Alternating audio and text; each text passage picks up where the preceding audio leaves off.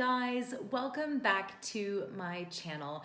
Today I wanted to update everybody on where things are in our journey to a second child and talk about 5 things I have learned about adoption in the last 24 hours. If you're new, my name is Eileen Vincett. I am an expat, wife, a mother, living in Switzerland with my British husband and our son, Patrick. My husband and I met in New York City in 2007, moved to London in 2010, and now we have moved on to the mainland in Europe, where we are living the dream among this beautiful scenery. We have been trying since around mid-2016 to add a sibling for our beautiful son and grow our family into 4. We have hit a few roadblocks. I'll attach some videos below, but I have had 6 miscarriages. We decided after my most recent miscarriage at the beginning of August to seriously start the process of looking at adoption. Given we'd had so many miscarriages, we were both certain that we wanted to have another child, and there are definitely options out there for us with adoption, but it is such a minefield of information that I know absolutely nothing about, my husband knows nothing about, and we just didn't really know even where to start. So I was very lucky through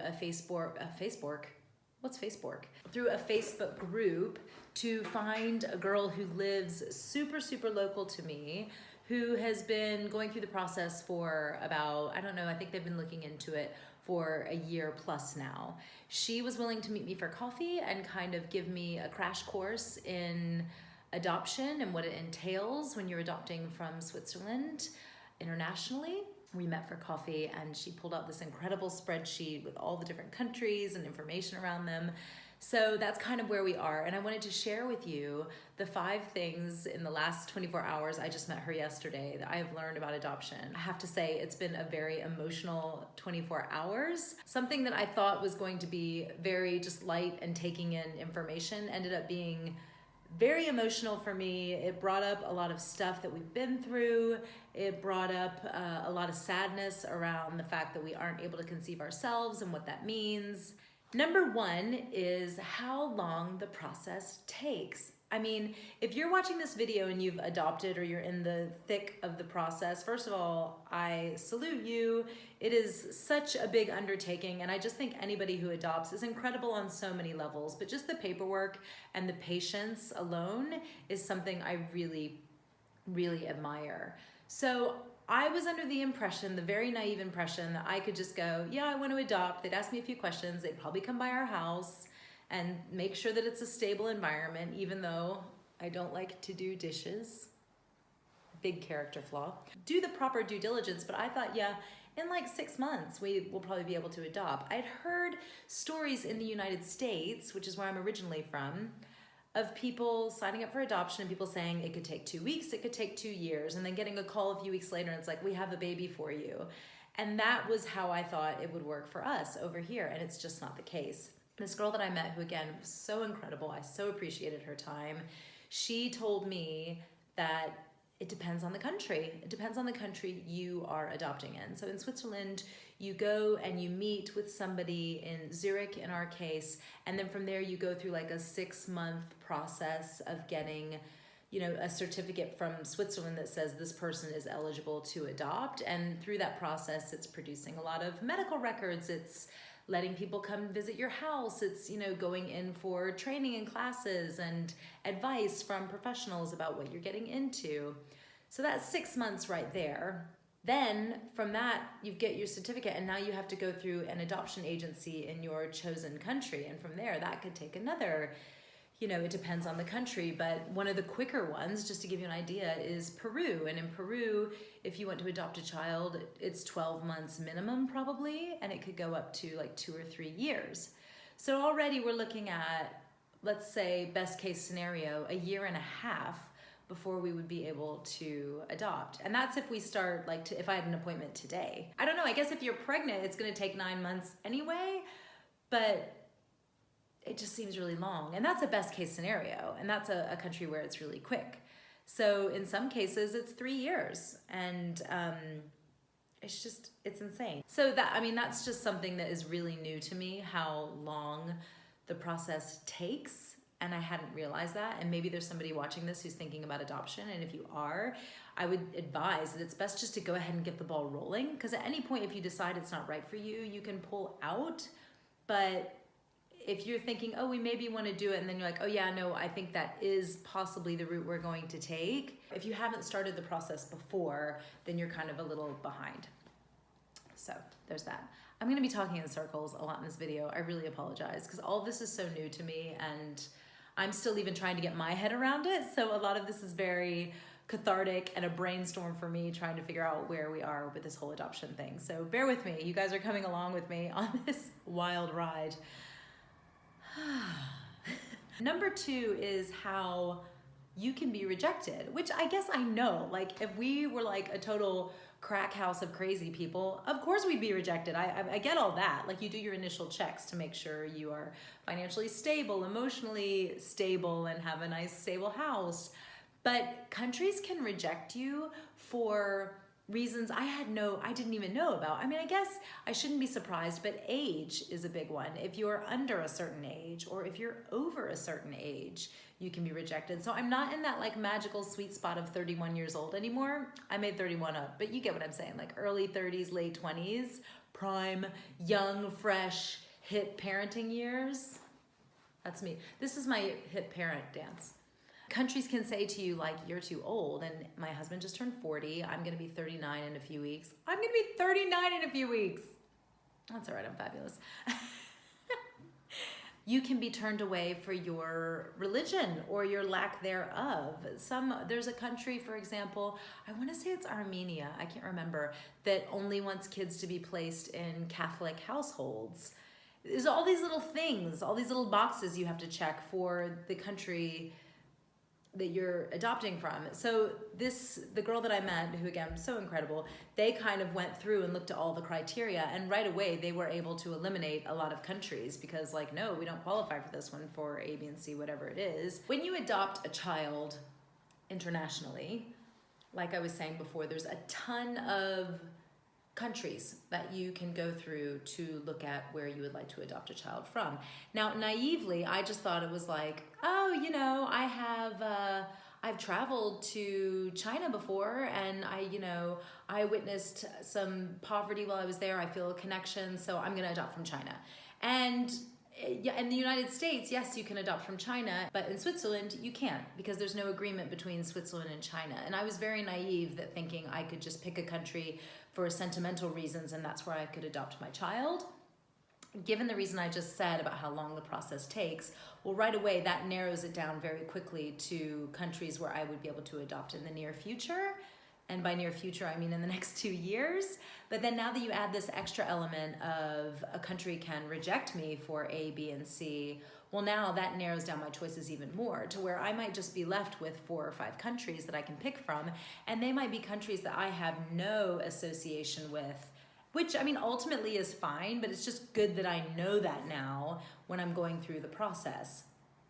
Now, some people would ask, how does it work? Couldn't you just adopt from any country you want? Which I also, like I was saying before with the China example, or I was really moved by the refugee crisis and all the awful, terrible things that were happening in Syria, or are still happening in Syria over the last few years. And I was ready to go adopt all the children in Syria, but Syria isn't part of the Hague Convention, which is an agreement between countries that you have to have formalized adoption processes to protect children from exploitation, child trafficking. Syria is not part of that agreement, so you can't adopt children from Syria. I just wasn't ready for all this information. It's kind of where we are now. So anyway, you can get down to these last 4 or 5 countries and then you go from there. So we're gonna need to do all that. Number 3 is the next thing I learned in the last 24 hours about adoption. I learned in talking to my new friend again that because I am a US citizen, we might be able to adopt from the United States, which is really good news from my super naive seat that I'm sitting in, because I'm under the impression that things might move a little quicker if we were to adopt from the United States, and also just going on my friends who have adopted there before. It also means that I might have some contacts with agencies in the United States, again, just through friends who have been through it. That gets me really excited and gets my hopes up. So that could be really good news. So what we would need to do is do our 6 months of due process here in Switzerland, get our certificate, and then from there go through agencies in the United States, and we'll just see how that goes. So the fourth one is what I've learned about myself in the last 24 hours. I kind of, when we've been having all these miscarriages, I've been like, okay, well, we'll just adopt. We'll just adopt if we can't have a baby. And I think there's two sides of it. One is the logistical side of adoption and how much that is going to be to take on for my husband and I. My husband, works a lot. We have really great time together as a family, but it's kind of acknowledging that a big chunk of our time together as a couple is going to be going through this process and filling out paperwork and doing everything we need to do. And that all of a sudden becomes like a big reality once you learn more about it. And also too, I've learned that, with adoption internationally, you can say like an age range that you want for a child, but in many cases you aren't able to pick the gender of the child you're going to get. You give an age range, and that usually starts at 2 years old. So adopting a newborn baby, if we go internationally outside of the United States, probably won't be possible. And are we okay with that? And I've learned about myself, I don't know. I've just always thought we would adopt a baby. And I hate even hearing myself say it, because there's so many kids that need homes. And of course, like if I saw a 2-year-old that was in need, I would scoop them right up and say, come into my home. Like, do you have 9 siblings? I'll take all of you, because I have that much love to give, and I want to give that to a child. But it's just not what I had in my mind. And I have a really hard time breaking from the roadmap that I've set up for myself. And I'm surprised that I feel that way, because I've had to learn to adapt over the last 2 years, given all of our miscarriages, to going off the path from where I thought things were gonna go with us as a family.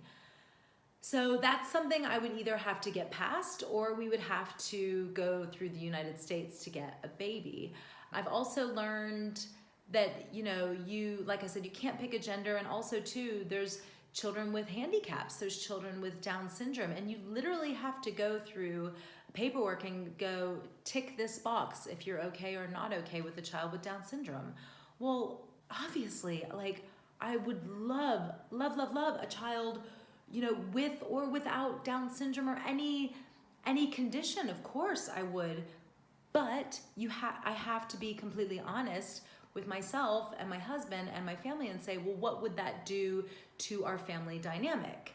How would it affect day to day? And I can already see like angry comments and dislikes, like, it's selfish to even think that way. Of course they would slot right in and you would love them, but please like see it from a viewpoint of somebody who's never lived it before, who's scared. Just be kind, like, and acknowledge that, like, I'm just scared of what that prospect would be. And of course it would be okay. It's something I hadn't even entertained. So that's something my husband and I would have to try to figure out if we would be okay with. And what I've learned about myself is I hate that I feel that way. Talking in circles, and I'm trying to work through it myself. So that's something else we would have to think about. And yeah. An older child, a 3-year-old, a 4-year-old, how would that affect Patrick? We would definitely want to have a child that was younger than him, but it would be different to bring in a baby to where he's like, oh, it's a baby, because that's what he associates his friends with younger siblings. There's a new baby in the family. That's how pretty much every storybook that's ever been written, I'm onto an idea here. I should write a book about bringing in a children's book about adoption. They probably exist. That's how kids learn about, families have a baby and then there's a new sibling, and I wouldn't want things to be confusing for him. All of a sudden there's this new 2 or 3-year-old in our house that's getting all this attention. This is stuff that every family that's going through the adoption process or considering it has to weigh up, and I'm sure they do. But you're just getting to see the very first phase of that. And hopefully on my channel through this journey, all of these thoughts will come together better than they are this video, and hopefully it'll all just make sense and it'll all come together. We'll just have to see. It's gonna be a long, long process. So I guess the bottom line is what I've learned about myself is I don't like the thoughts that I've had in the last 24 hours. On a very straight level, of course, like, tell me the child that needs to be adopted. I want to adopt and give them all this love. But I can't ignore the concerns and the questions that I have in the back of my head, because this affects not just me, it affects my whole family, it affects our whole future, it affects everything. So I have to be honest with those doubts and those questions. I owe that to my family, and I owe it to myself, and I owe it to any child that I potentially adopt. We have to explore all of these emotions. I've made my point. Finally, the last thing, the fifth thing, 25 minutes into taping this is gonna be so much fun to edit, is what I've learned in the last 24 hours is how many children need to be adopted. And basically, I should really, if I ever watch this video back, just watch number 5. Like, get rid of all the doubt. Get rid of worrying about how long it's gonna take. Oh man.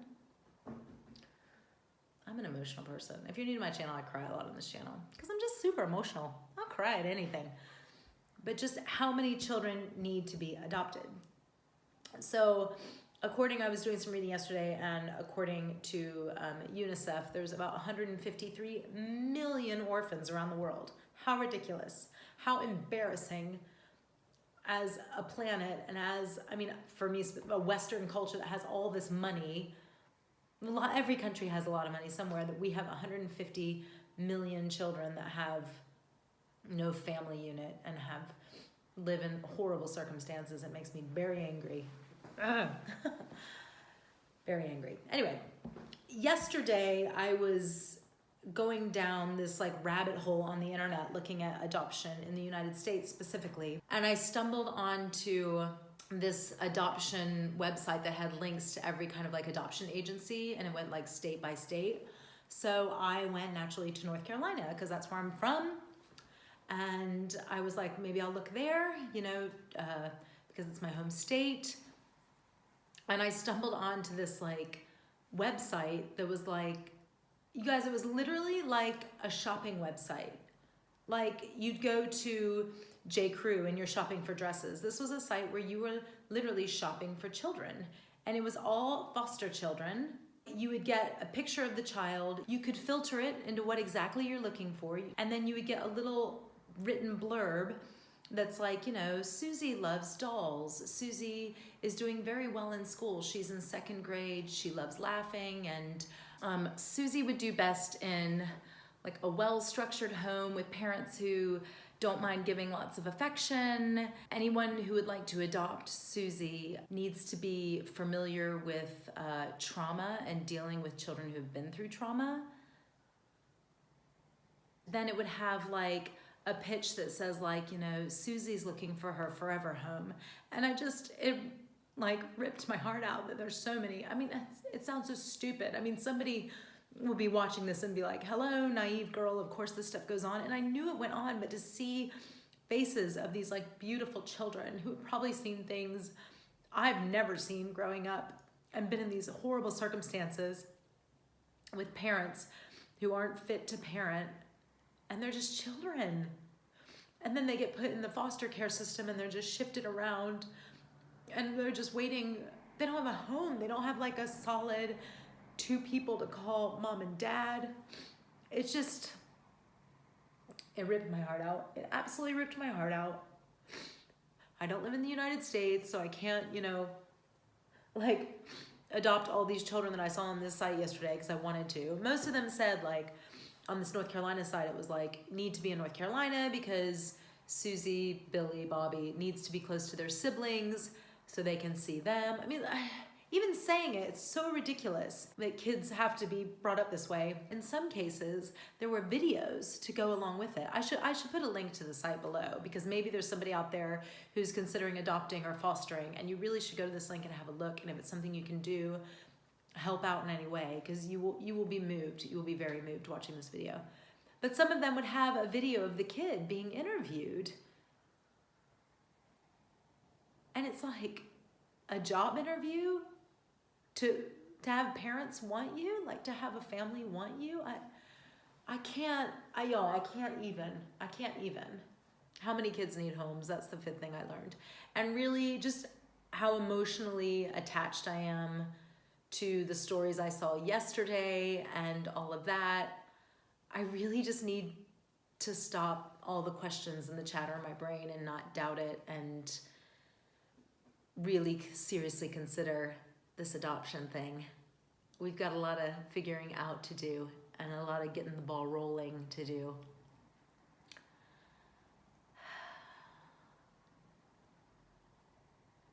I don't know.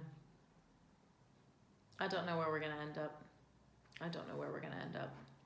That's it for today, guys. I never, ever, ever in a million years thought I would be here in this situation.